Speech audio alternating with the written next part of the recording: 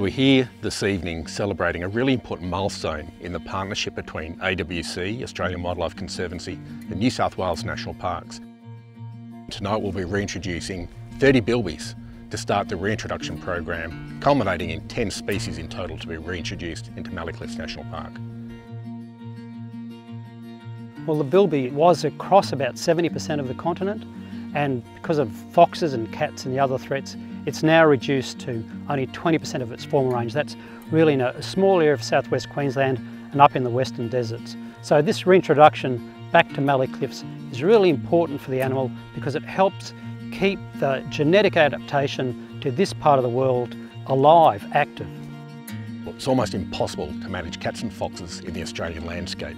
The creation of large-scale fenced areas is the only effective way to mitigate the impact of cats and foxes. These are critical conservation assets. At just over 9,500 hectares, it's the biggest fence of its kind in the Southern Hemisphere. The amount of plain wire that goes around this whole fenced area is enough to go from here to Adelaide, which is about 470 kilometres. So it's a lot of material. The bilbies released tonight will be released into a 480 hectare breeding area.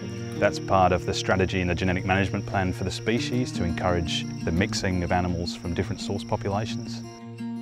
After a period of time, about 2 years, once the population's reached a sufficient size, they'll be released into the 9,500 hectare fenced area that we've developed. I've got a long history with the park. I've worked here for 25 odd years. So to see one of the extinct species re-released back into Mallee Cliffs is a real highlight for me.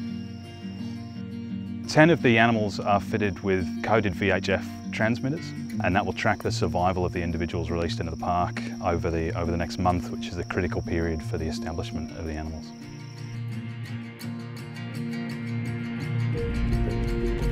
Thanks to the rewilding program, we'll be releasing 10 species back into the wild, including bandicoots, burrowing bettongs, and also quolls. So it would be a great thing returning these native animals back to their natural environment.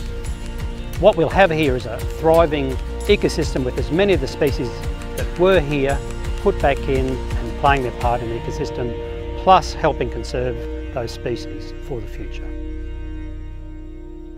The network of fenced areas that AWC has created across Australia represents a significant biodiversity restoration program, reintroducing species in Western Australia, the Northern Territory, New South Wales, South Australia. These are significant programs that are securing the future for Australian species.